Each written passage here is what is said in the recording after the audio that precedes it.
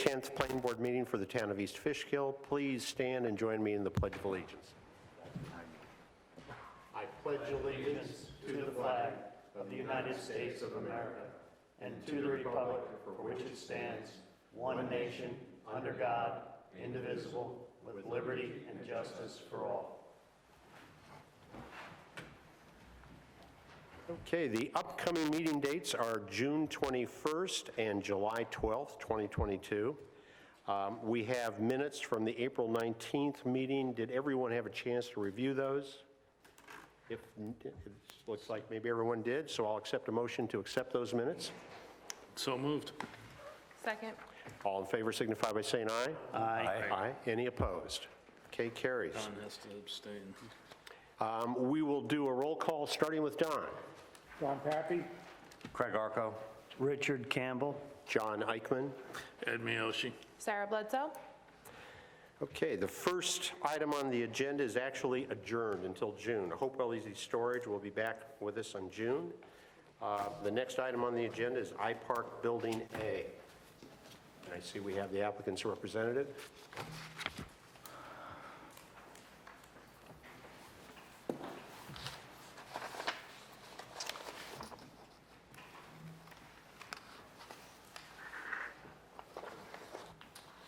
Hi, I'm Troy Wojciechowski with Stantec, the engineer for the applicant, iPark. Last month, we made the presentation for Ashley Furniture for the tenant for the Site A site plan, and we submitted a revised set of drawings in preparation for this meeting. I think it was mostly a bunch of tweaks, but we had a nice meeting with Scott and Brendan and Michelle before we submitted, and we worked out a few items that I'll just run through with the board quickly tonight. But this is just the overall plan, which I think we know where Site A is right now. It's southwest corner of the iPark development.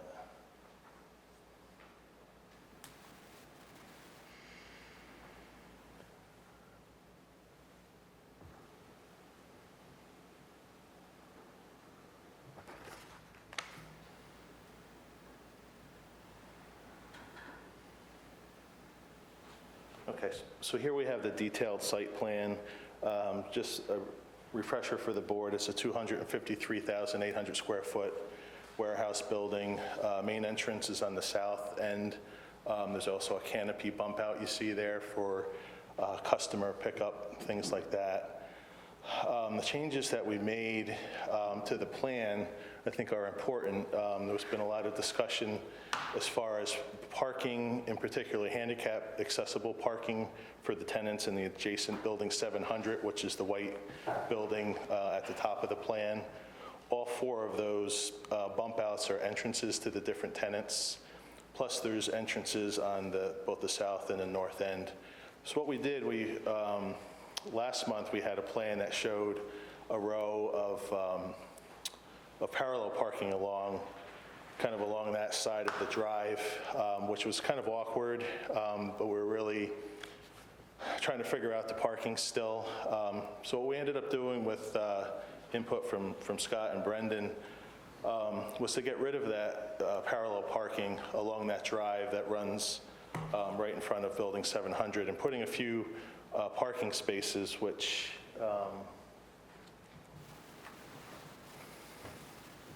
see a block of parking right here, and another block of parking over here, which also include handicap spaces. Those are existing kind of green areas, really not utilized, and there's still actually large green areas for break time for employees, things like that. So we think that works out a lot better. Handicap accessible grades are there. It's basically a long, flat sidewalk that runs the length of the building. So that's no issue whatsoever. The other item that I'll just go over with the board was we just tweaked the north side parking arrangement a bit. And this will allow the truck route back to Crepini's loading dock on the north side of the building to work a lot better. We kind of had a situation where, because that's the truck route, is through the first entrance on the north there. Not a whole lot of truck traffic, to be honest, but it was kind of awkward the way we had it laid out last time. So we've cleaned that up, and it's now a direct shot to the north side loading. Besides that, we were able to add a walkway. You can see, point to it here, on the north side of the building, where you see that row of trees. We worked with the width of the access drive on the north side of the Ashley building to make it narrow, which gave us more room for a striped walkway running east to west or up and down on the plan. So that'll be a good, safe walkway for that employee parking area that's on the north side, a little bit remote from the building 700. Also allows us to put more trees, and removing the row of parallel parking also allowed us to put a landscaped island along there with a row of trees. So we're a lot of pavement, a lot of building, but we have quite a few trees now, which I think is an improvement. Besides that, we received, the Brendan's and Christian's review letters. We really don't take any issues with the comments. They're pretty straightforward. I think with respect to the ADA, you can see now we have located the handicapped accessible spaces closer to the entrance now that we're getting more information from Ashley's consultants as far as floor layout, entrances, things like that. So Christian, I think, had asked for a little bit more detail of the sidewalk arrangements to the front entrance and the handicapped accessibility. But again, the grades are mild through there, so there's no issue with that. We'll just have to show some more detail. I think that's about it. I don't know if the board has any questions or... So general construction of the building, what type of construction is it going to be? Block, Actually, masonry, I metal? don't have that answer. I would assume Okay. masonry. And approximately how many loading docks? The label is on. I'm going to blow it up for myself. I think it was, let's see.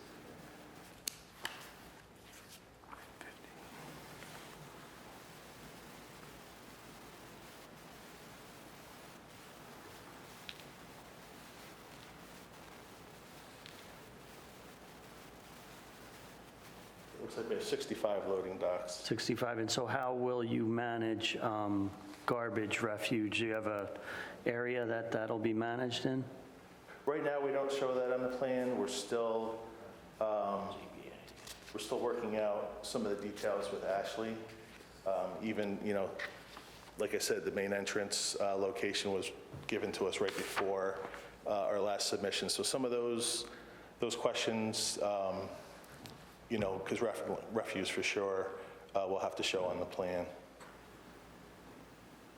And Scott also had mentioned during our meeting, which is a great point, with such a large construction project taking up this whole parking area, we really have to provide phasing plans to show how we're going to maintain access to the building 700 tenants during the construction process. So Ashley has a kind of a national consultant that they use that we'll be interacting with prior to our next submission. We'll probably have more of that kind of particular information. And I can find out about the building construction.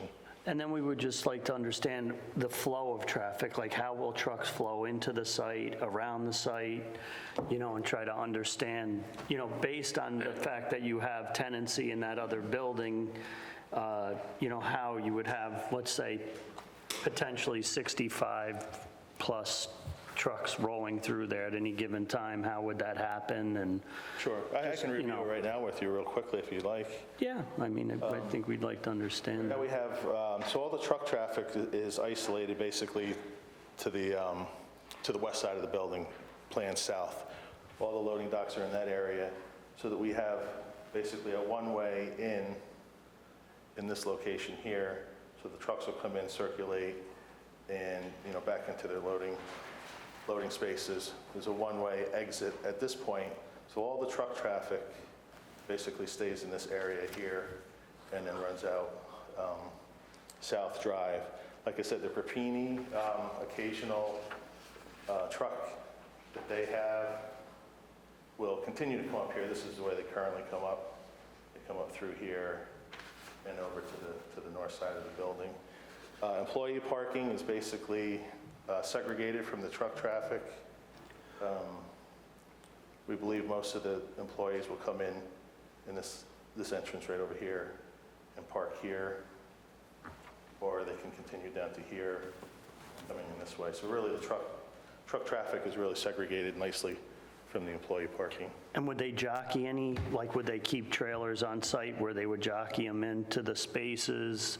Yeah, and it's my stuff like that? understanding that these spaces along South Drive here that I'm showing are, trailers and other trucks. I think delivery trucks also are in those spots there. And fueling or any, fueling facility or anything like that on I'm site? not aware that there's any fueling facility on this site. You mentioned you put that canopy up for customer pickup. Are you expecting customers to come to the warehouse to pick things up? It's my understanding that they do have that operation. I don't know if it's on a limited basis or I can find out. And how are they going to get in and out? Yeah, again, I think they would come through this entrance here and around, and then they would back in here. That's my understanding. I can find out more information as far as the frequency of customers, if that's a rare thing or a usual thing. Yeah, because I just kind of assumed that this was going to be, a big distribution center that you'd be Right. sending out to stores in the area and not Right. having people come in and... I'll find out more The on trees, are you going to have more or less a curtain so you can't see those trucks parked from the road? No, I think the spacing of those is really just to diffuse views through there. And I believe, I can look up the landscaping plan. I think they're all deciduous trees, if I'm not mistaken. So I don't think it's really to block the views, but just to kind of break up the Decorative. views. And the fencing, is that solid or is it open? We do not show fencing on this plan. I don't believe there's fencing on this. So the storage trucks, the distribution trucks that'll be parked in those spots, will just be open to the iPark? At this point, I'll say, yeah, that's a good question now for me to find out. I mean, it's, aesthetic, you want to pay attention to some of the aesthetics. If you're going to be looking at the backs of trucks that are just parked there waiting to be loaded and unloaded, that's typically what you would have is that off-bay parking. So that's all you're going to see if those trees are not going to be for any kind of a barrier, a visual barrier. Yeah, that's true. That might be, even if it's not for security, maybe for screening. Typically, security, that's the priority. Right. But, basically, that main road into the iPark, that's through that main entrance off 52, correct? That's West Drive, yeah. So that's what you're going to see when you drive down that road, is the backs of trucks that are dirty and rusted, and, I'd like to see some. Huh? I think all the trucks are nice and new. They are now. A year from now, they might not be. Right, that's true. But, I've seen those types of parking lots, and they typically are a little bit unsightly, where Sure. there would be some kind of visual barrier there. And I'm sorry, Jackie, we don't have this drawing on Dropbox yet, do we? Okay, I'd look for it, I couldn't find it. Oh, this is colored. We didn't provide any colored ones, but Okay. this is the The correct plan. one I printed out is back, because it shows, doesn't show one way, it shows entrance and egress on the... Yeah, if we can get a copy of that so that we can distribute it, because we do look at it while we're at the meeting, and we look at it at home before the meetings, so it'll help us visualize a little bit more. So I just want to make sure I understood, the parking for trucks and the ingress and egress of trucks are isolated from employees. Correct. And is the accessibility 360 degrees. Could somebody technically pass through the back end of the site into where the truck area is in a vehicle? Or is Sure. that, yeah, they could, so Yeah, in 360. fact, the north circulation road is really for fire access. Yeah. But it's at this point not proposed to be gated off or anything like that, so, Okay. a car could potentially go down there. So, but emergency egress could pass 360? Oh, yeah, No issue? yeah, we prepared a fire truck maneuvering plan just to make sure that all worked. What kind of signage do you anticipate? Either at the entrance or on the building or anywhere else? I'll have to find out about that. Yeah, I don't have any information on signage yet.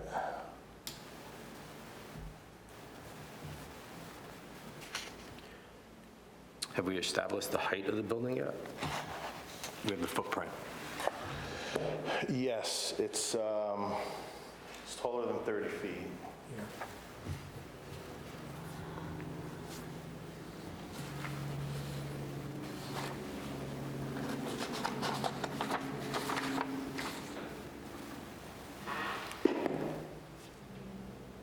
These are the preliminary elevations that were submitted. It looks like 43. 43?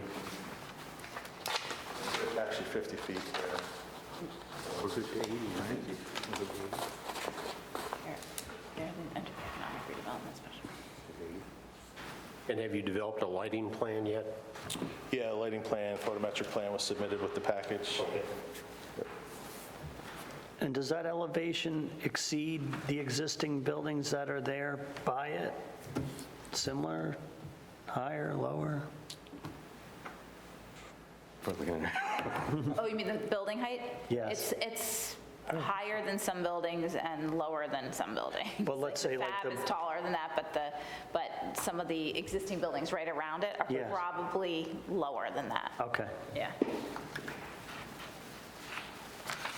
And then you had the Frito-Lay building, which is on the opposite side, right? Yeah. Correct, and that's like, That's 80 feet. That's like 70-something part of it is feet. 80 feet and the rest of it's about 40-ish feet. Yeah. Yeah.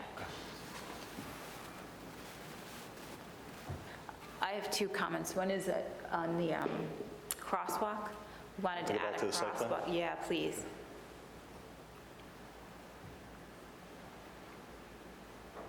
We wanted to add a crosswalk from where the walkway is along the parking Oh, sure, over here. to the, to connect to that crosswalk that takes you into Building 700. Okay, yeah, I wonder if we just relocate that To one. make it really clear, because there will be trucks kind of coming out of that Crepini area. You have one crossing in one direction, heading towards 700, but not across that service lane, like in line with the stop bar. Oh, I see. So you think we should have one across the So you service have to, entrance? if you're going to have a pedestrian access way, and then it just dead ends, right? Right. Okay. You should probably also show ADA parking spaces in the 100 spaces that you're including for 745. Because right now, there's no handicap parking shown for the smaller satellite parking area. And I don't know where else the parking is for that building. I'm sorry, which building, tenant Here, you're speaking? this parking area here, there's no ADA shown. Right, I think all of the ADA for building 700 tenants is up close to the building.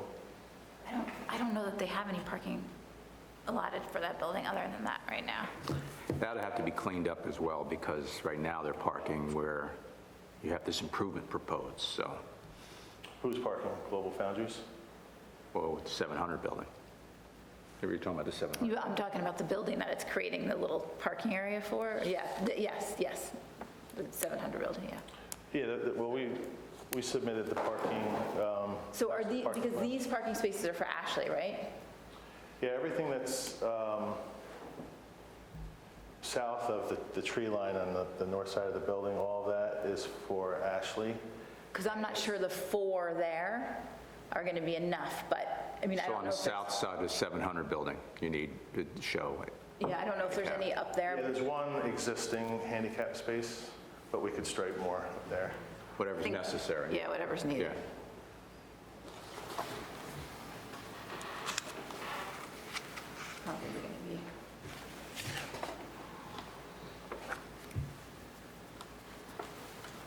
Are there any other questions or comments from board members or professionals? Scott? Yeah, I had just a few. So the canopy, I think we just need to understand that a little better. I know on one of the elevations, you showed like these big, tall overhead doors. I don't know if they're 10 by 10 or 12 by 12, large, as if you could back a truck in and out. So I think we need to know what the real intent is and how do customers, if there's customers, what's the extent of those customers, or is there a showroom? And so I think we need to clearly know the true extent of that and how that's going to also potentially impact, you can have handicap parking presumably for employees, at least what I thought all along, but maybe now it's handicap Parking, customers yeah. as well. And there's no sidewalk to get those handicap spaces on the south side of the new warehouse. There's no sidewalk that I saw tying into the building. And now if you're going to have trucks backing in there, I mean, you got a lot going on there, it seems, that we need some clarity on to make sure Okay. we don't have conflicts there. Right. I Yeah, know we can do that. signage was brought up, same thing, you know, you're going to have employees, you're going to have customers, and now you got trucks, and I mean, I think signage would be very important around the entire perimeter of the building to keep employees where they need to be, customers where they need to be, and trucks where they need to be, because you don't have any physical barriers between these places, right? Right. Snow storage, you know, do you have the thought what you're going to do for snow storage? No, we'll have to give that some thought. Generate a lot of snow in a storm, so where's that? Yeah, right, for sure. One thing that I think needs to be part of the record is that for that pedestrian access for that new remote parking area, it was somebody mentioned, well, it's not going to get maintained in the winter anyway, so why do we need it? Well, that's not the right approach. The approach is it will be maintained in the winter. Which parking lot We're is going to it? make that a condition, and then, of course, you're going to figure out where you're going to put the snow. It would be along West Drive, on the north side of West Drive, where you've made that parking area, and then you're going to have a pedestrian path Right. heading back towards the 700 buildings, basically the relocated 700 parking area. So that pedestrian path has to be maintained, obviously, during the winter. So we had talked about sidewalks. I think you proposed blocks instead, but I just, you know, make mention that, you know, you can't just dump the snow into this pedestrian path and call it good during the wintertime. You know, and I think we need to make that a condition. Otherwise, now you're left with people walking out where the trucks are driving to get to Capini, which is Right. what we're trying to avoid in the first place, right? Yeah, we can Side of handle your- that 3 months with out of notes on the plans, and we can show on the site plan snow storage areas so it's clear. Okay. Just going through some comments from CPL, I guess as far as the wetland, we're waiting for some further information on Yeah, that. that was actually flagged last week. We're waiting to Okay. survey it, so probably our next. So they had reserved comments on that until the flagging was done. And I guess potentially you're going to be looking for a cut-fill permit, whether you're going to have excess, or have you progressed that any? Yes, I don't have that number off the top of my head. I don't know if it's in my response letter. There's a net cut, though, a net export that we'll either have to find a place somewhere on the iPark site or export it. So we'll need some clarity on that. And then as far as HVA, they had just a couple comments. I guess as far as trip generation, they provided, whoever's doing that work on this project, provided a conclusion, so to speak, without any supporting document how they got there. In other words, they came up with so many trips per hour, let's say, but they didn't use another facility as a basis for how they arrived at that number. So that's a comment. to Yeah, support. I guess that's going to depend on the function too, because if they have some sort of, you know, right now it's display and people coming in to look at the Right now, stuff, that that's number's kind different. of like plucked. Yeah, So we need support of that number. Yeah. Okay?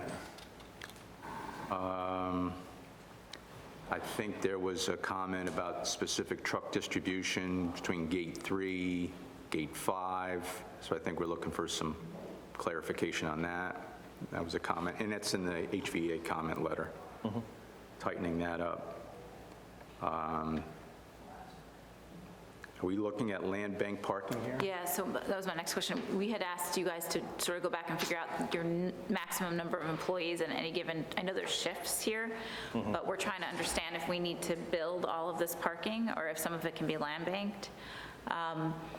So we need to understand the maximum number of employees, and then if there is going to be some sort of retail portion, we're going to have to calculate a different parking calculation for that, because we're going to have to set aside a certain number of spaces for retail. And when we met, I guess we weren't really sure whether or not there really was a retail portion, but it sounds like now there is, so. Yeah, I'll get some clarity, and I don't think it's a store per se I think there might be just some pickups at that canopy. Just have to get an understanding of how often that happens Yeah, I'll and who's find out. doing it. Right, and that might affect the trip generation, may. And then, because the building is as tall as it is, you're really going to need an economic redevelopment special permit in order to meet the height requirement. So that, you're going to need to go get us that special permit, and actually that's granted by the town board, not the planning board. I'm sorry, so that's a special permit through the town board? Okay. So just finishing up with the traffic, I guess there was a comment about a large disparity between the parking allocation and trip generation. So I guess in the trip generation, peak hourly rate of less than 30 vehicles was used, but yet there's 180 parking spaces. So I don't think the shift stretches over 6 hours of people showing up for work. So that's why they're saying there's a disparity there that needs to, so either it's a lot more employees coming in or you got way too many spaces, Yeah, but something's not adding up. The due diligence traffic memo based it off 180, the old square footage of the warehouse. And that was Not on another the new comment. square footage, Yeah. which was 180,000 square feet. So that, On the table? Okay. so that, I know that was a comment that went back to your traffic consultant. Okay. So some of that may be explained by the shift, I don't know, but the number of employees certainly. And then whether or not, we also kind of wanted to understand the makeup of the office versus the warehousing in there, because that'll help us come to a better employee. Is there like a second story office on the inside? Because when we were looking at the square footages, they didn't add up. If you look at that right there, 53 plus 15 plus 4. So what's included in the 253 and what's maybe in addition to the 253? Yeah, I'll have to clarify that. I believe that the building itself, including the office, is 253,800. I'm not positive that the canopy is included within that.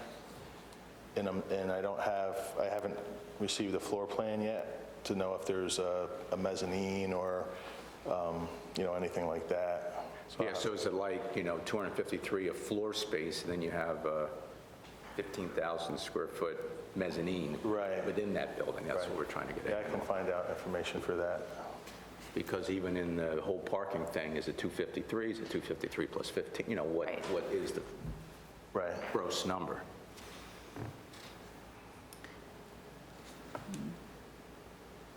That's all I have. Yeah.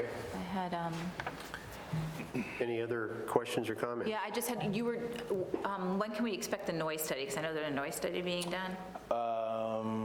Yeah, I don't know that that'll be ready to submit for this end of this month. It'll probably be submitted after that, Because we'll need that information before the public hearing. Oh, you will? Yeah, before the because public we'll need hearing? to talk about the results of that before we close a public hearing. Before you close it. Yeah, before we... We haven't opened it yet. Yeah, okay, that makes sense. So we just need to figure out that timing. And then I don't know if we need, with that many trucks, again, I'm going to say,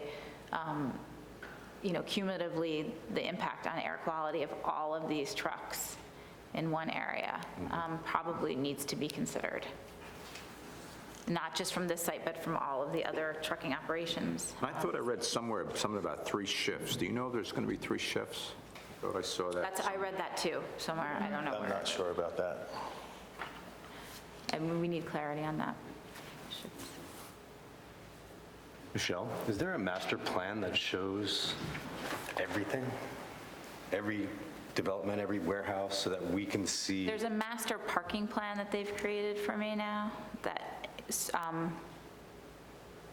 It doesn't include It the doesn't include- Frito-Lay site plan. We probably could import that and, It just gives us a better most overlay of the whole stuff, project. But not everything. Yeah, it just gives us a better overlay of the whole project. I mean, the problem is there's a lot of the buildings have these, very small little, like Walden Engineering, which maybe has 15 employees or something in it, and they take up a section of a building, and there's some of those old existing uses that aren't really shown anywhere, but more the new stuff, I think, except for Frito-Lay, is all on that new parking plan, right? Yeah.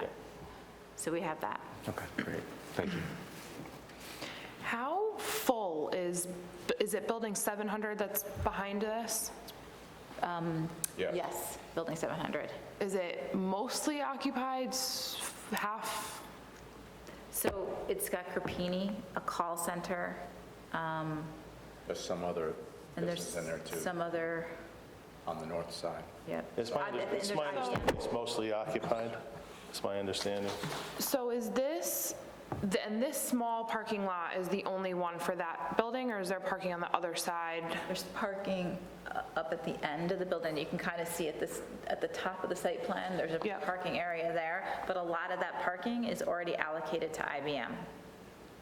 So is this going to seriously limit the potential for any additional growth in Building 700 because there won't be any parking, or potential, tenants won't be able to accommodate or meet our requirements because we're basically eliminating all of the parking? I don't think so. With our submission, we submitted a color master parking plan for the whole iPark campus, so it's color-coded for each tenant's needs. But those are the current tenants. Current, but then any space that's white means it's not allocated to a current tenant, so it shows the excess spaces throughout the iPark. So there's excess spaces, for instance, in the south lot. There's excess spaces on the north side, which is cut off on this plan. Have that overall plan.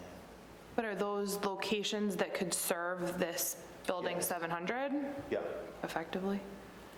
To that point, we got a map a month or so ago, or 3 weeks ago, that had some irregularities, I'll call them, in there. Yeah, and he's fixed, And we want an engineer to prepare that map. So I have not seen it yet, but the idea is to look at exactly the point we're Yeah. making, and make sure that where the It just seems excess like we're parking taking are, probably and the- location that can actually service the building, realistically service the correct. building. So I think, Sarah, to answer your question, I think right now they can demonstrate that they have the right amount of parking for the uses that are in there.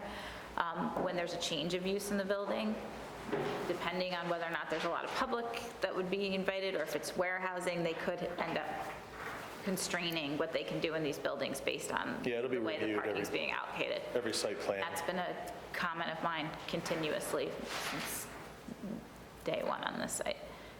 But they, it's a risk that they, I guess, are willing to take, because ultimately, they're going to have to prove that they can park whatever use is in any of the structures, and as long as they can do that. But, certainly, that was a similar comment at the studio building with the parking lot that they created. Right. I was concerned with that size of a building, that only 100 spaces, Yeah. and we have no idea what that use is going to be. I just worry from a long-term perspective, whether this building 700 is full or it's not nearly full, whatever the case may be, that we're going to totally limit any potential development because we can't park the people that would need to park there. With a building this size in the location that's taking up a massive parking lot. And that's not to say that it shouldn't, but just that we make sure that we can accommodate future development, because the goal here is, right, to develop this as much as possible. But then if we get to a point where we want to further develop, but we don't have any parking left, that's going to be a really kind of annoying situation to have to Yeah, and remedy. I don't think it's a concern, and it's not a concern to the applicant, because they're in here to make money, leasing space out, and leasing existing space out is a win-win to do that. So I don't think they're concerned that they're going to kind of cut off any future fill-up of Building 700. Like I said, I think it's pretty, there's some available space, but I don't think it's that much. And there's also things, even just looking at the parking, the master parking plan, there's opportunities for the south lot to actually make that more efficient and add spaces there. There's, I think I saw a site plan when I was researching previous site plans for Crepini for future expansion. It showed striping of an additional 50 spaces on the north side of the building. So there's even room to build more parking if we need to. So, the applicant's not concerned that they're going to cut off that opportunity of utilizing Building 700 in this case. Okay, well, you've got quite a few things, questions and comments to respond to. Will you be prepared for us to open a public hearing for the June 21st? They're going to need an economic redevelopment special permit for the town board now. So we're not going to, Should that happen before the public hearing? I think you're going to have to run the public hearing. If they need the town board special permit, the town board's going to have to run it. Okay, Based on the height of this structure now. got it. So, I'm sorry, so the town board's going to hold the public hearing? It sounds like that is the deal, yes, you'll The want it. special permit that you need, the So that economic supersedes development. the site plan? Yep, for the height now. Okay. So there's not two? The planning board doesn't have their own as well, or? We've done it jointly. Probably a joint, if I had to guess. Joint? Yeah, the Amazon public hearing was a joint public hearing. And then we would still be responsible for approving the site plan? So it's the same, it would be the same model as Frito-Lay, because Frito-Lay got the economic redevelopment special permit. Got it. Okay. What we should do, though, this evening at least is refer you to the ARC, the Architectural Review Committee. So could I have a motion to refer this project to the ARC? So moved. Second. All in favor signify by saying aye. Aye. Any opposed? Okay, carries. As far as lead agency goes, with the town board's involvement, do you anticipate the planning board would still be lead agent? So we we declared our intent to be lead agency for all three. Remember, we did them separately. Okay, I wasn't So sure if we had We done did that all already. three of them at the Okay. time, way back. So So we're good there.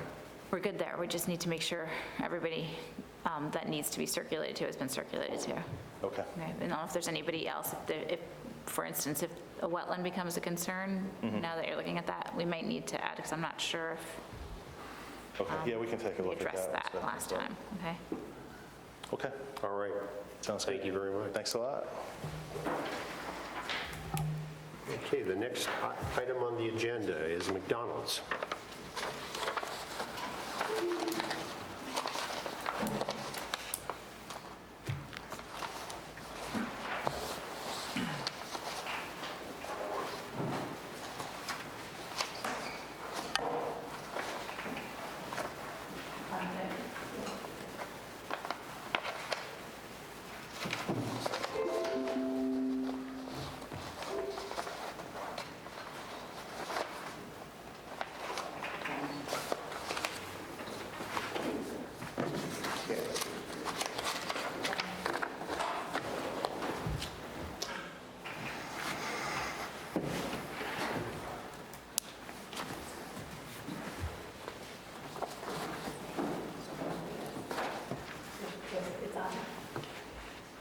I'm still not sure here. Okay. Okay, all right. Good evening. So yeah, apparently there's a sign-in sheet, so if you could make Oh, sure sure. that you leave your Yeah. name and who you represent. Yeah. Appreciate that, thank you. Sorry about that, Jen.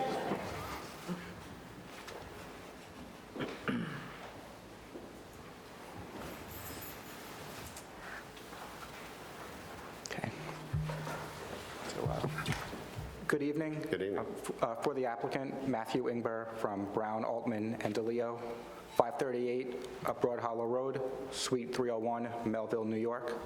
So we're here as a discussion item for McDonald's amended site plan application to add a side-by-side drive-through, as well as for a special permit for the number of off-street parking stalls. With me is Alex LeMay of Bowler Engineering, the project civil engineer, and Ethan Chikoski from Atlantic Traffic and Design, the project traffic engineer. And both are available to discuss the site plan and address any questions that you may have. Just briefly, this property is located at the Brookmead Plaza at 967 Route 376 in Wappinger Falls. And based on our review of the town's records, the McDonald's restaurant has been operating at this property since about 1995. Just as you could see from the site plan, access to the Brookmead Plaza, including the McDonald's, is provided via a full movement driveway along eastbound Route 376. Access won't be changing as a result of this plan. And the scope of work is very limited here. It's to add a side-by-side drive-through to the existing single-lane drive-through. The purpose of these of the drive-through is really to make the drive-through operate more efficiently, as well as to improve the queuing capacity of the drive-through, and it will also improve overall site circulation. So the existing restaurant is 2,321 square feet. The size of the restaurant will remain the same. The off-street parking stalls, as previously mentioned, right now they're 25. As a result of the site improvements, the number of stalls will reduce to 20. And the seating count, there's 16 seats inside, as well as approximately 20 seats on the outdoor patio. That's going to remain. And in the existing condition, with the single-lane drive-through has a queuing capacity for 9 vehicles that's measured from the pickup window before there would be any impact to site circulation or parking. The proposed side-by-side is going to increase that capacity from 9 vehicles to 12 vehicles, which will, again, since there's more cars could stack on the north and south sides of this drive-through, which will create additional space and improve overall circulation. So with that, I'm happy to address any questions that you may have, and the project engineers are available to speak to greater detail. I have a question. Sure. I've driven past there, and at lunchtime, cars back up right on Yeah. 376. Yeah. And certainly adding another window to order from Right. will improve it, but you're not adding another pay window or another pickup window, right? Correct. So there's going to be yes, sorry. Do you have an idea of what the net improvement would be in flow or in cars per hour through there, since you just have now a double order window? Yeah, sure. I mean, that question, Ethan, do you want to? Yeah, sure. I'll have our traffic engineer, Ethan Chikoski, address that. And if you'd sign in as well, please, sir? I'm sorry? Can you sign in? Oh, yeah. Thank you.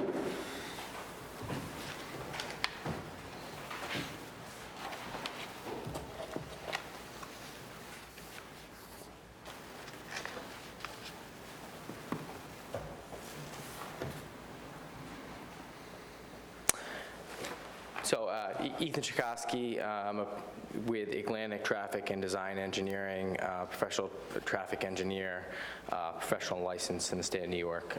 We prepared a study for the subject location where we looked at parking and queuing. And we found that it does indeed hit its capacity for queuing and a little bit beyond during peak periods. The point of the side-by-side drive-through, McDonald's has done a lot of research in this area and come up with these prototypical layouts for how to improve the circulation. They found in their research it takes about a minute to order, on average 30 seconds to pay, 30 seconds to pick up. So the choke point's like that ordering area on average. And so by allowing 2 orders to be taken at the same time, it really improves the efficiency of the drive-through operation. I always give the example of, if you have a mini minivan full of kids, and a single lane drive-through with a single order point, that ordering is really going to hold up the whole process, whereas with the side-by-side, that order is only going to hold up the one lane, and you can continue your flow of traffic through. So in addition to the capacity improvements, it helps that flow of the drive-through. Well, on average, do you have an answer to what the net improvement, is it 120, is it improve the flow by 25%, by?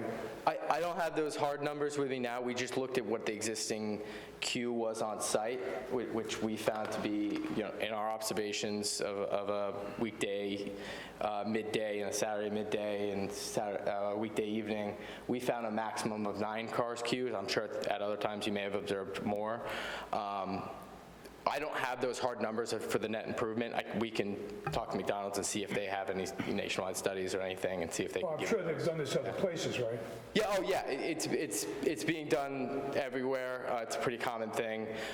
We just installed one in Fishkill, about 15 minutes from here, with the second drive-through. But I'd have to talk to McDonald's and see if they have any before-after studies that we might be able to provide. But in general, it's not just for McDonald's, but many fast food restaurants are employing this method to improve the efficiency of the drive-through, especially with COVID and how there's been an increased demand in that compared to the indoor seating, I guess you're assuming that people know how to merge too, because I've seen the way people drive in that one in Fishkill, and it can get pretty scary at times. To my knowledge, it hasn't been an issue with the merge. And Alex can speak more to this a little bit, but the site engineer, they designed them specifically so that you can view the other car in each lane. They assume that people will do that, yes. Yes. I will say, it's not like they're merging, 50 miles per hour in traffic. People are moving slow through the drive-through. I haven't been, to my knowledge, there hasn't been issues with collisions in the drive-through. And I know they're specifically designed to make it so you can view the car next to you in a safe manner, but. I guess it depends on how hungry the drivers are, too. I'm sorry? I guess it depends on how hungry the drivers are. Yeah, right. And how loud the kids are screaming. Yeah. So on the initial submission, you talked about the decrease in actual physical parking spaces, but no decrease in capacity inside or outside the restaurant. So how is that going to directly affect the original site plan that they had approvals on, and how do we address that moving forward?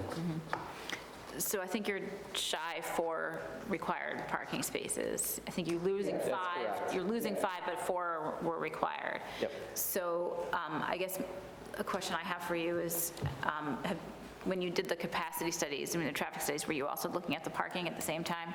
We did, yeah. We also looked at parking at the same time periods. We submitted that study, I believe, to the town, right? Yeah. And it was reviewed by an outside consultant, to my understanding. And we found a maximum parking, sorry, just let me get the number in my notes here. We found a maximum parking supply or demand of 16 stalls through the peak periods we studied.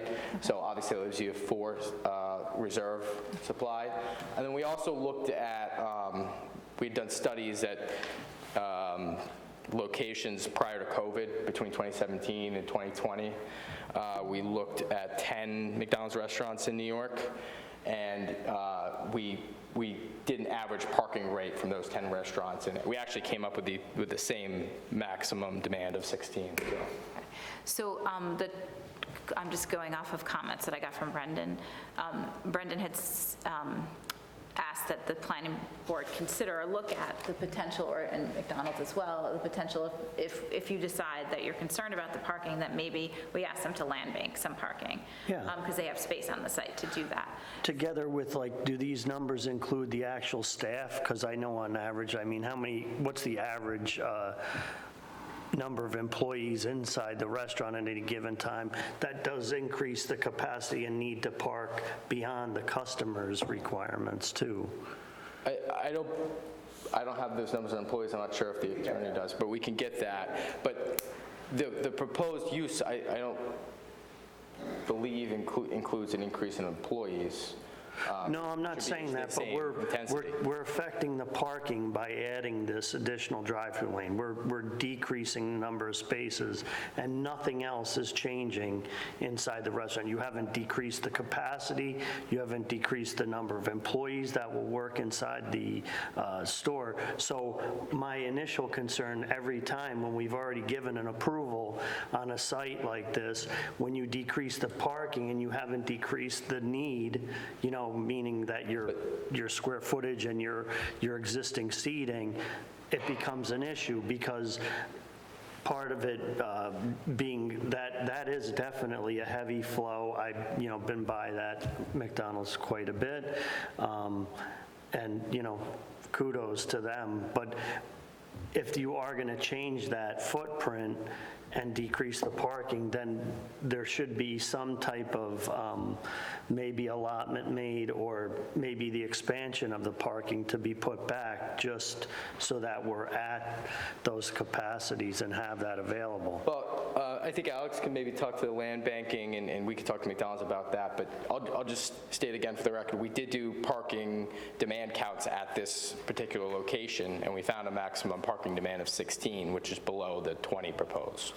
So, in which, given the existing... I understand the study, but the study and what we've already given you as, an existing, layout is changing, it's decreasing, and there's always a concern, and you've listened, obviously, to this last proposal. As big of a site could be, parking always becomes a concern, especially when you're in a plaza, and I know by previous comment and by site that they've had cars that have come out onto, and then having the additional drive-through, I think, is a home run, but I definitely think that the parking should really be looked at closely, because if you're not decreasing, like I said, any footprint there. I understand that your calculations and demand, but we're going based on existing and what's there now, and then what you're proposing to change, and your change is to shrink. So my only concern is when you do that, we should be looking at something to try to at least put back,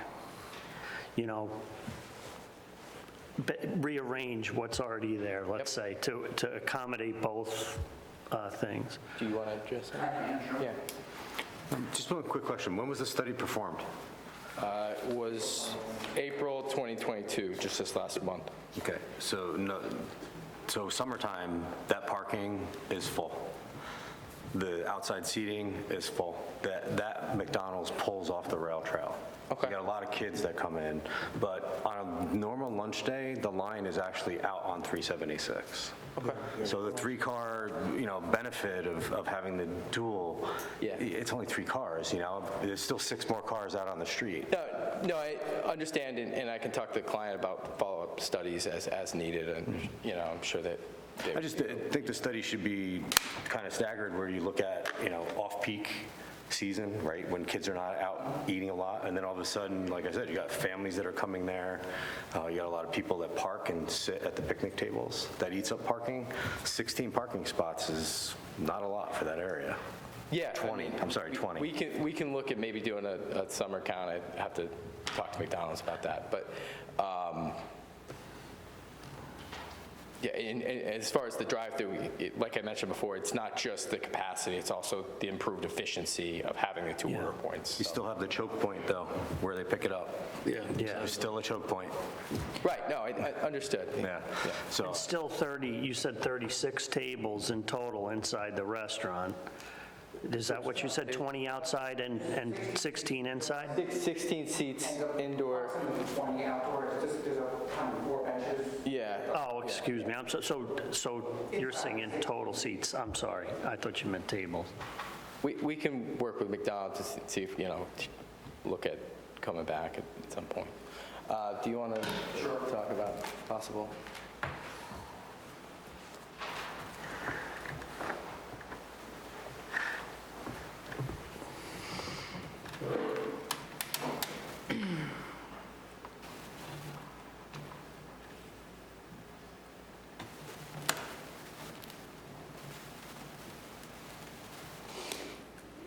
Okay, so Alex Lemay with Bowler Engineering.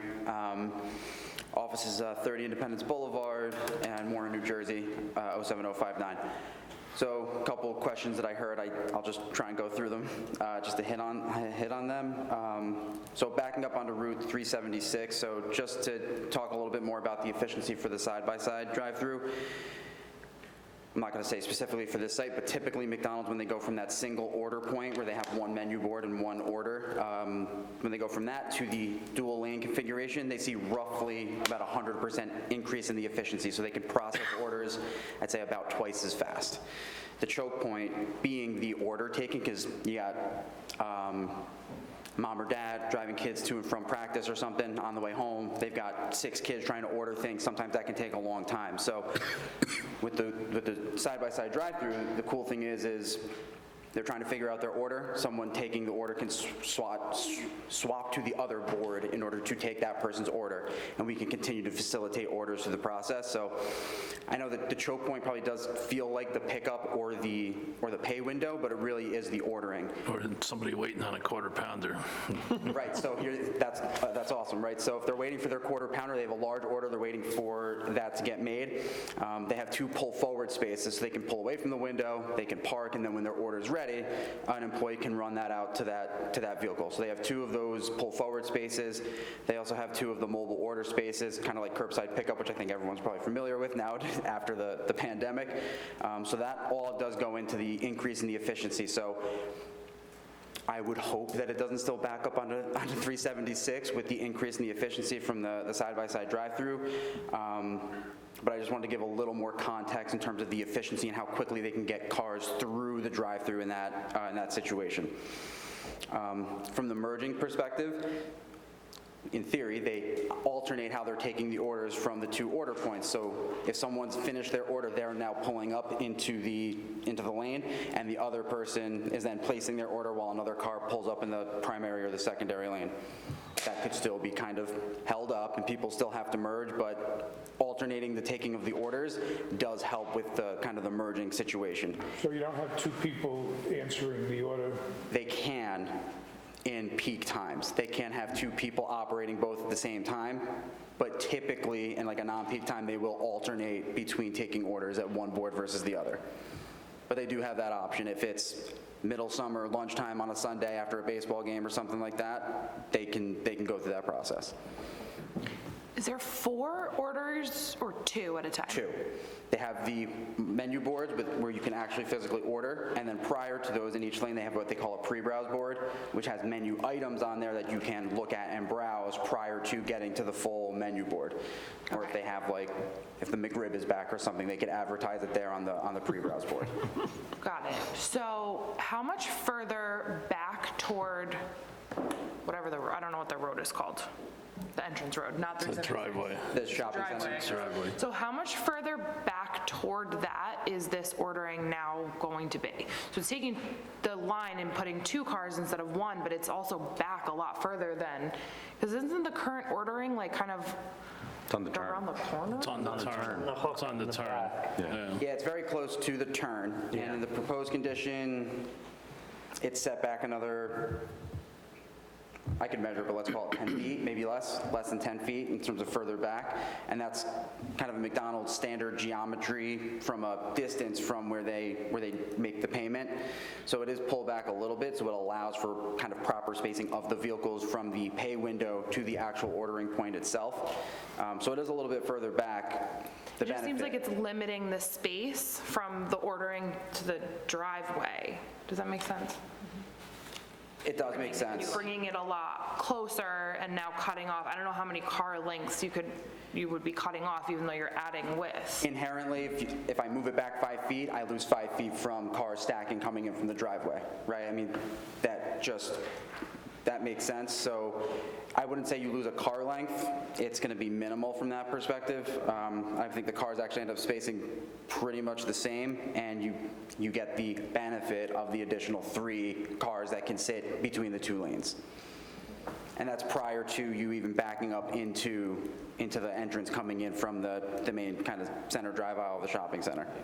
Yeah, that part's all on the property that's taking place. It's right here today, just for context. I'm not sure if you can see that. And then? It's closer to the corner of the building. It's really about the same spot. Yeah, there's certainly, I'd call it anywhere from 5 to 10 feet of a difference of how much further away from the pay window or further back into the drive-through it is. Is there still going to be room for people to drive around that without being in that line? Yeah, so if you don't want to go in the drive-through, you want to park, along the south side of the two drive-through lanes, you do have an 18-foot wide kind of bypass lane that goes all the way around the building. I think on the north side, it expands up to 19 feet, and on the west side, coming back out around from the building, it's over 20 feet. So it's never less than 18 all the way around? Correct. Do the mobile order pickup spaces count as parking spaces? Are those signed as parking spaces? They're signed as mobile order spaces. In the parking count of the 20 that we have, those are counted toward that 20. So on a normal busy day, all 4 of those spots are full, and the 2 that are right by the window are full. The pull forward could certainly be full. The mobile order, I would expect people are cycling in and out of there for sure on a busy day. So really, there's 16 parking spaces then? Designated for people to park and enter into the restaurant? Yes. Okay, and you don't know how many employees they have? I want to say on their maximum shift, it's probably 12, but I can get that number for sure. And then from the discussion of a land bank parking perspective, to at least get back to 24, which is what's required by the town's code, I think that we could certainly do that. I want to look at it and see if we probably maybe just put them back on that south side there.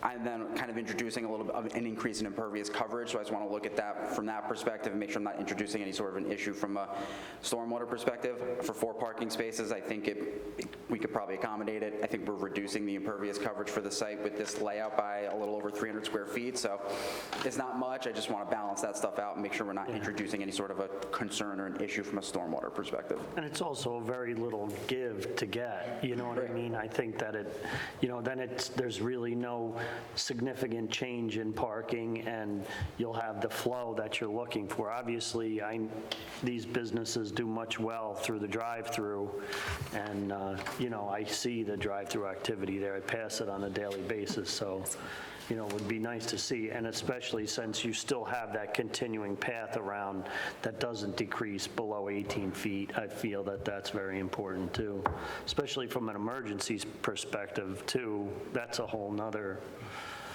Where are your deliveries? So the deliveries, I have to verify this, but I believe they happen on the east side. So in the existing condition, I think the deliveries today probably happen on the south side. They probably kind of head in near the trash enclosure, and I think they probably, for the 10 or 15 minutes that they're unloading, there's maybe a little bit of a holdup from people trying to bypass. They can still use the drive-through, but a bypass lane to go around the site, they might have kind of an issue there. In the proposed condition, what I was thinking is that on the east side of the property, they would probably pull as far forward as they can to those 2 parking stalls that are there. They would unload. The bypass lane might get jammed up a little bit, but their delivery takes about 10 to 15 minutes, and I would probably just talk to McDonald's about the timing of those deliveries to make sure they're not in a peak. If they can do them at off Land hours. bank, you would land bank here on this side? Is that what you're thinking? That's my initial thought, but I'd like to look at maybe other options. Because it might make sense to, I don't know where the door is for the deliveries, but, It's going to be the bottom right corner. so maybe it'd be better to have a pull-out space for a truck on that side, and I don't know what the scenario is in this area here, but maybe the land bank parking up there. Yeah, that was my other thought, is on the east side, kind of in the northeast corner, can we do some angled land banked parking there? Or we might actually want you to build the parking now. I don't see how the parking adds up. But yeah, definitely, it would be nice to have a pull-off for the truck maybe down there, and then maybe some parking spaces up in here. How many employees did you say you had? I believe on a maximum shift, I believe it's 12. Okay, that's almost like 12 vehicles, because these are all kids that work there. They bring their own cars. I want to ask the franchisee, the operator, what that situation is, because sometimes they get rides, they get dropped off, so to actually understand the number of parking spaces that would be taken up by employees, I'd want to confirm that, because that's a good Because point. they really can't park across the service road, because that's somebody else's parking. But Yes. you also can't bank on, if there's 12 employees and 6 don't drive right now, you can't bank on that those 6 will be here and not driving forever. So I think you kind of need to bank on 12 employees being able to park. I can only- Leaves you Right, no, I agree. I can only speak to what 2 they do parking today. spaces for people who are going inside. Yeah, and I mean, to touch on that a little bit, now, I know everyone's been there, they've seen it, and it's been fully parked out in the summer, and I'm not gonna tell you that that doesn't happen, I'm sure that it does. My only thing I could say to that is that McDonald's is seeing that trend towards the drive-through, people using that more. If they have the 2 lanes and they don't see it backed up on 376, they will be more inclined to use the drive-through. That's not to say you shouldn't be providing the parking for the people that do want to frequent the restaurant, but the trend is going more towards using the drive-through, and McDonald's typically, again, you guys have seen and experienced otherwise, typically they do anywhere from 2 to 3 seats, 2 to 3, 1 parking space for every 2 to 3 seats.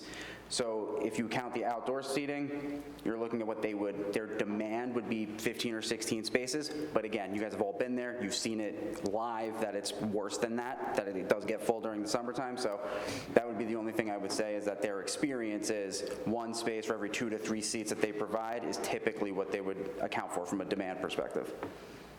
Can you tell me where the septic is? The septic is right on that south side there, so from a parking perspective and land banking, that's kind of what I'm thinking I'd want to evaluate if I am going to put parking spaces over that. I think the current parking spaces, a portion of that is over the septic and the leaching field, but that's what I'd want to evaluate when I'm looking at land bank parking. And by extending the window to the west, is the existing door that's on the south side of the building, is that blocked or being moved, or there's no conflict with that existing door? No conflict with that existing door. Okay, no conflict there. And past the garbage refuse area, what's in that space? That's just, On the east side of the, yeah, that's just grass, or there's some trees back there. okay. That's it. I'm just thinking, like, I think in Wappingers, you have to drive like all the way around the building to get to the drive-through. Okay. Like loop the traffic around. Oh, yeah. That would immediately alleviate any backup on the 376, instead of you bringing the entrance where you currently have it, that you just go right to the window. It's a lot of blacktop, but you make another loop road around in that space so that you actually circle the building and then come into that aisle. That would completely eliminate any backup on 376, conceivable backup. But you have to evaluate your stormwater and see if you treat the stormwater. Yeah. 'Cause Might even help you with your truck deliveries as well. Yeah, you do introduce the impervious cover. Split that, what you have right now, split it. And make them Follow that circulate the southern building. property line and make a loop around the building. That is the way Wappingers works. And that takes all that backup right out of that. Yeah, I hear what you're saying. I prefer not to do that, just from the introduction of It's an the... expense, but it solves the problem. Also, it is an expense, and I would think that the increase in the efficiency with the side-by-side, again, I know the peak times are drastic. I agree with that, and I hear that. But with the increase in the efficiency for the processing of the orders and getting the cars processed through the drive-through, I think will help, so that it's not either on 376 at all or not nearly as bad, and they can get through that process almost twice as fast.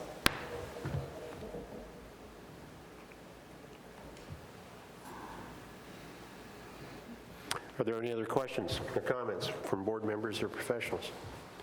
The only other thing I would say is that, going off of the deliveries and, the potential that a truck is going to sit there and block the only way around for potentially 15 minutes, I don't think is acceptable. I think if there was an emergency and somebody had to get through, there's literally nowhere to go. Even if it's just a person experiencing an emergency and needing to get out of there, they are literally stuck for 15 minutes. Or waiting for somebody to let them into the drive-through just sounds like a disaster waiting to happen. there has to be a better way to get the deliveries in where there's not going to be a truck blocking the only pass-through. I'll talk to the operator. I believe that's the way that it occurs now, but not saying that that makes it okay. I will talk to the operator, see what the options are from a delivery perspective, and maybe we can potentially use a smaller truck or find a better spot for them to do their loading and unloading operations that doesn't kind of block off a bypass lane, or at least give a car 12 feet to kind of get around in that situation. Or off-peak, Or off-peak. off-peak hour delivery. That doesn't work. I know, because how's it going to be monitored? Donuts only has small trucks. Yeah. Define small.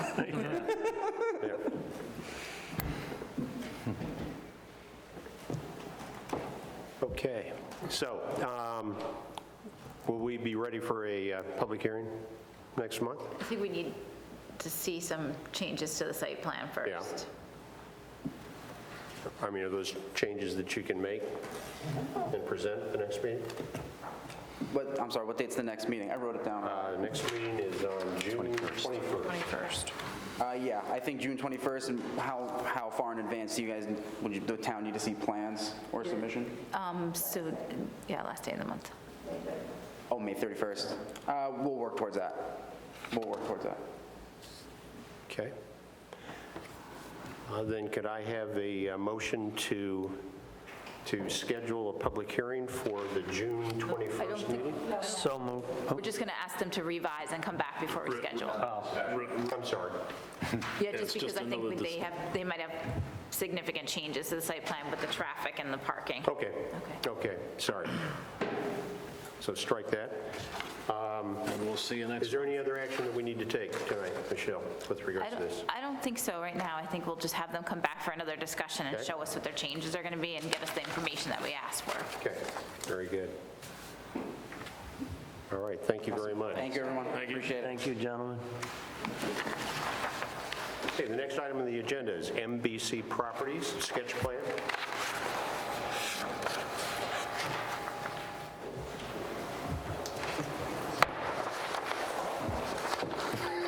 Jacob.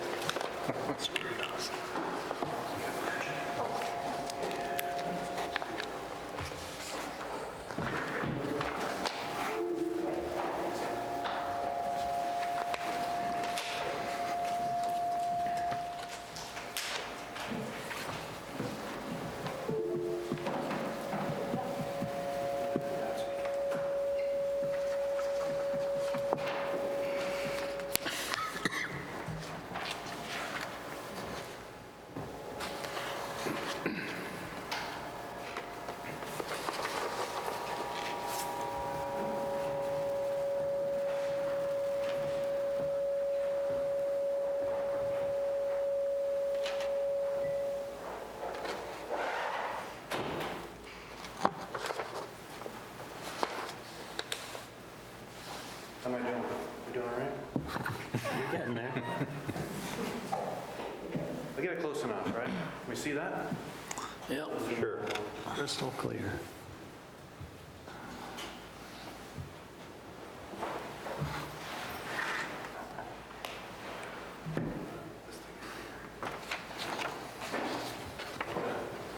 That's pretty close. Brian Stacosa, Day Stacosa Engineering, here tonight for the MBC Properties application sketch plan.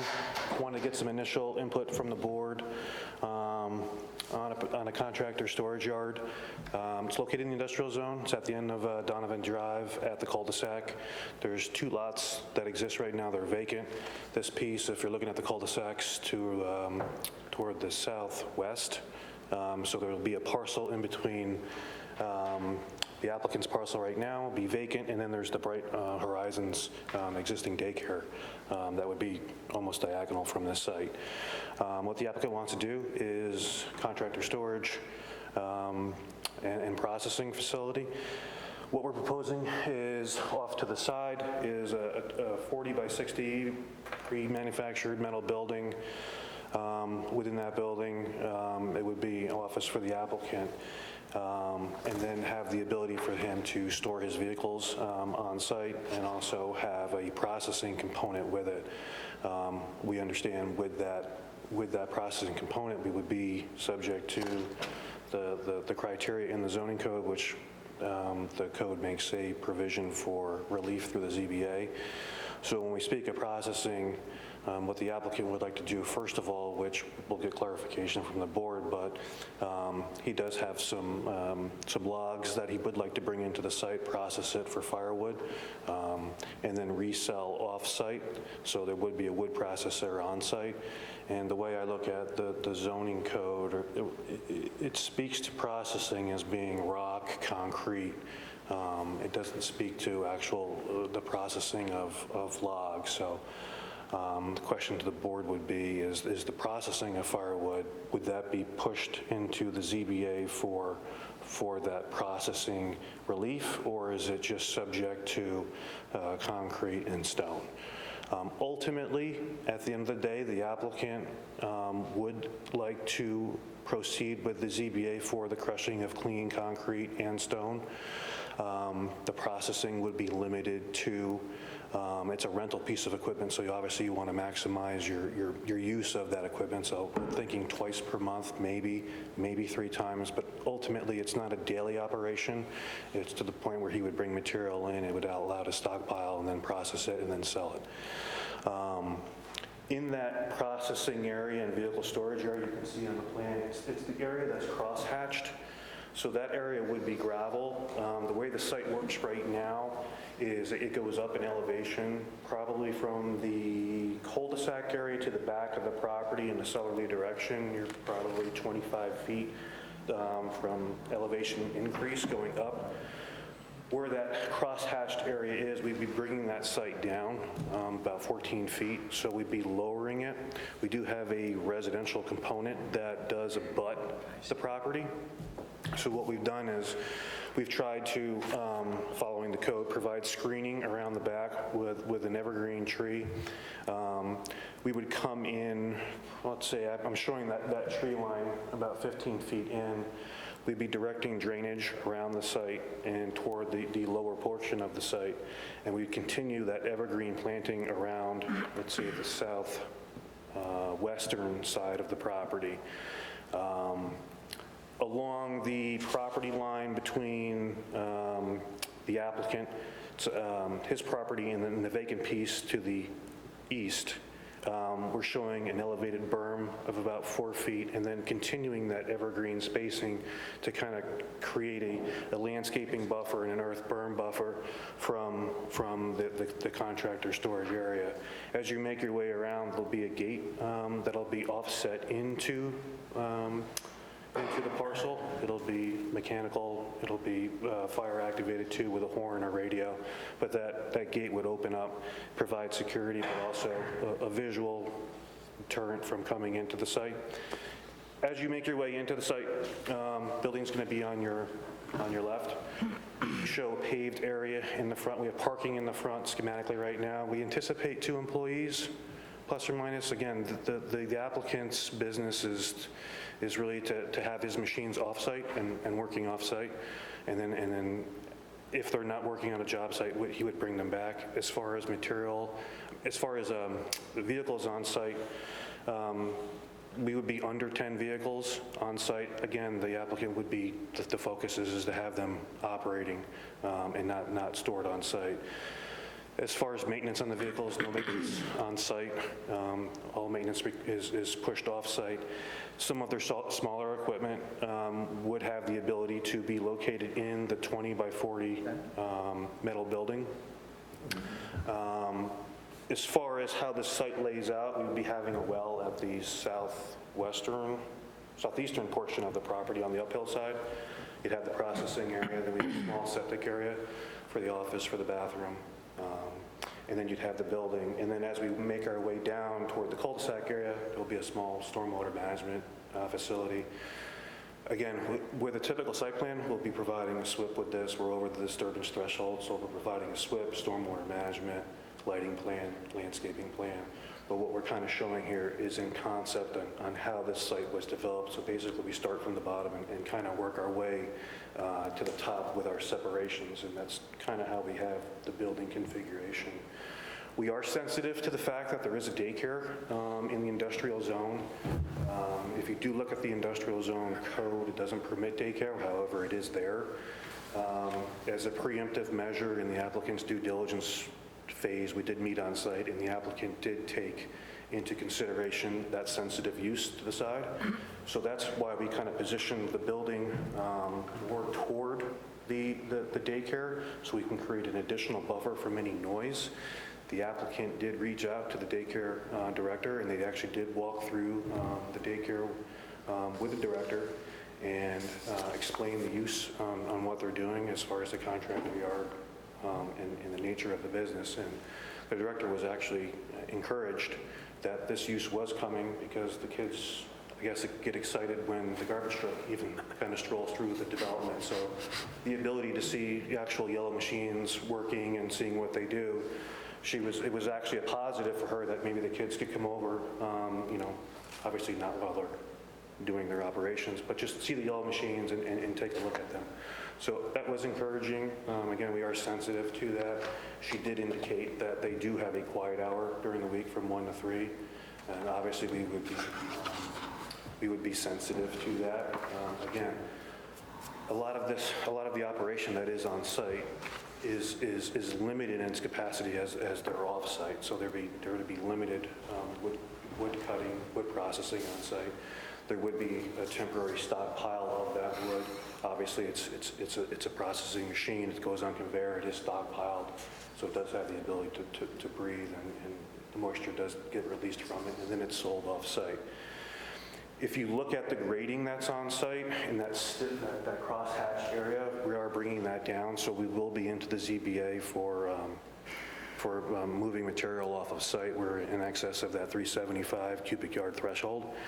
So the thought process is obviously forming that area. We would obviously sell the topsoil to local supplier, local vendors, or people that would want topsoil. And then as the site kind of moves on into creation, that material would be sold or used on other projects in the area. The applicant is sensitive to heavy truck traffic on residential roads, so I think the proximity to 84 and some of the major state roads in the area, again, it facilitates that movement of material away from a residential zone. So we have talked about that with the applicant. We will make the export of that material as part of our site plan. But again, just trying to give you an overview of what the applicant's looking for and the additional processes and relief that we would like to seek from the ZBA. And we open it up for discussion to the board to have any questions, and we'll try to answer as best we can. So based on the fact that you mentioned something about processing beyond the logs, so the incoming material, how would that be monitored? That it's not coming from, let's say, waste site or something like that? Is there going to be permitting that's required of this operation beyond just this board and, our municipality for them to operate this type of business? Right. Yeah, obviously, it beholds the applicant to clean material on site. In other applications, we have had provisions on the site plan where inspections can be made by the building department to look at the material. Typically, the applications that we've done in other towns is it's a simple sniff test using a piece of equipment to see if there's any VOCs or anything like that associated with the debris. But we would gear the plan that there could be a mechanism for identifying and making sure that the contaminated debris wouldn't be on site. But, deferring to our professionals, is there a requirement beyond that? Well, I think the first threshold is someone does the permit process. Okay. So, how much can we discuss? Yeah. So that's wrong. Okay. And how much material is proposed to be excavated out of the site? So right now, to create this site, we're at 1,900 yards. To have that processing area that you see in the crosshatched area, we're over that 375 threshold. What is the number? We're at 1,900. Into that bank is only 1,900 yards? 1,900 yards, yeah. Again, we're using material on site. We're going to be raising the building because we have to meet our stormwater thresholds. So working our way down to make sure we have treatment and an outlet.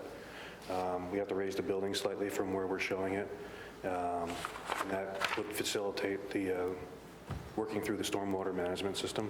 So, and we're also creating the earth berms around from the septic area down to the entrance and then across the entrance. So there will be a 4-foot-high earth berm with trees on top. You said you were going to remove the topsoil. If I'm not mistaken, there's a lot of rock there. How are you going to remove the rock? From soil investigations that we've had, we worked on the site next door. They have deep test pits that were done, I want to say, adjacent to the septic system that we're showing and the vacant lot. And the soil logs that I did see were down 14 feet just over the property line. I'm anticipating that that's going to be the same on the applicant's parcel, based upon the soil mappings that we've looked at. As part of our stormwater and our due diligence, we'll provide soil information on. So no blasting, chipping, hammering, because we got to worry about noise control, dust control, especially with the occupancy that's near there. Sensitive to it, yes. So this material stockpile, and is it just going to be a pile of material just sitting there? There will be a pile of wood that's processed. There will be probably stockpiles of material. As far as material on site, obviously this will be phased over time, but yeah, there will be material on site. DEC requires if it hasn't been, if the ground hasn't been used or active for more than 14 days, that it does have to be stabilized. So in our thought process, as we're diverting water around the site, we do show in the low part of the parcel where that triangle that's cross-hatched, that there will be a sediment basin in there. We anticipate that the groundwater is slightly elevated in that area, and the thought process was in order to control dust, there would be the ability to draw from that and keep the material stockpiles moistened to lessen the dust that could form. And then again, if typically following DEC regs, if it's not disturbed for more than 14 days, it has to be temporarily stabilized to limit that. Is there going to be some sort of security system around this as well? You mentioned houses, and to me, when I was a kid, if there was a pile of materials, I'd be out playing on it, you know? From an access standpoint, along the vacant property to the west, there'll be a berm and trees on that. There'll be a gate at the entrance that will be, obviously you can activate it from the fire department standpoint. As far as security inside the facility, I'm assuming the applicant will have cameras because he does have construction equipment there. So being that there's a significant deterrent from Donovan Drive side to get into the site, you'd have to cross the berm and you'd have to really get in there to access the site. We were hoping that would be a deterrent enough. If the board would like to see something additional, we can certainly explore it. On the residential side, on the back side, we have such a cut that the ability to get a piece of equipment up and out of there, I think from a grade standpoint alone, would deter equipment's coming through the backside. Is it steep enough somebody can fall? No, it's 2-on-1, so it would require some erosion and sediment control as far as stabilization with like jute mesh or fabric, but as far as being an endangerment to severe injury falling down, it's typical on site plans. At its highest point, we're probably 12 feet as far as cut, maybe 14 toward the back. The distance that we'll show in the future application, but we'll put the aerials on there with color and we'll show distances to residences. If you look at the residential component that is toward the east, I believe it's a couple hundred feet, and it is pretty heavily wooded, and there is a creek between, not a creek, but a ditch line that does come down that feeds from the mountain down toward the bottom of Lime Kiln Road. So there are some deterrents there to prevent Would you say the pitch was going to be? 2-on-1. Thank you. And then it steeps up, so they're going to cut this out. So Brian, when you talk about processing stone and concrete, are we talking about a crushing operation? Okay. So this will be a fairly tall piece of equipment and with conveyor belts. Right, and it's a rental piece, so it wouldn't be on site. And the object, is typically they have the machines off-site. That's where they make their money. So again, there would be a period where the material would be brought in, crushed, and then the piece of equipment would be removed off-site. It is mobile. Okay. Are they just separating the rebar from the concrete, stuff like that, or are they just making it smaller? I'm not sure. I think it's just crushing it. I'm not sure if we get into rebar removal, but I will clarify that. Yeah, I would think the big concern with that is dust control, but then also noise. Like, you spoke to the neighbor, they said between 1 and 3 or whatever, but how's that going to get policed? It's to the applicant's benefit to be sensitive to the neighbors. It'll be written into a site plan. If there's a violation of the site plan, the building department has enforcement capability through the approved site plan to enforce that and take it to a court level if there is violation found. There is a process for that. What's a typical noise level in decibels for a crushing operation? I can get that for you. And I'll provide that information on what the decibel level is at different intervals, and I'll give you the proximity to the daycare and to the residential component. The one thing about the daycare is the way the building is positioned on their lot. The building's in the front and on the side, and their outdoor activity is behind the building, so they actually have a buffer with, the building itself acts like a buffer. Not to say that processing does have noise with it, but we'll get you the decibel level. You have to take into consideration backup alarms on equipment as well. We can talk to the applicant about it.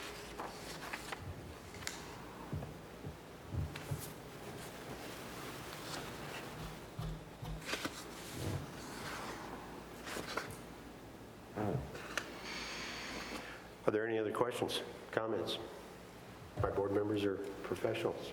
I mean, I think basically, you guys really can't make any decision on this because you don't have jurisdiction over the use that they wanted to use. I mean, on the vehicle storage, potentially, but on the processing of materials, that would have to go to the ZBA.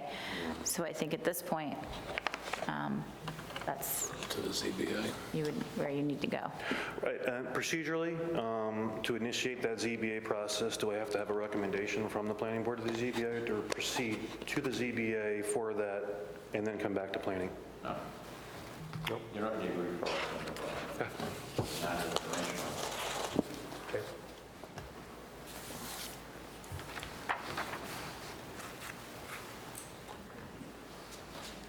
Anything else from board members? Yep. Okay, guys. I appreciate the input. We'll be in touch. All right, Thanks, thank you. Brian. Thank you. So are there any other matters to be brought before the planning board this evening? If not, I'll accept a motion to adjourn. So moved? Second. All in favor, signify by saying aye. Aye. Any opposed?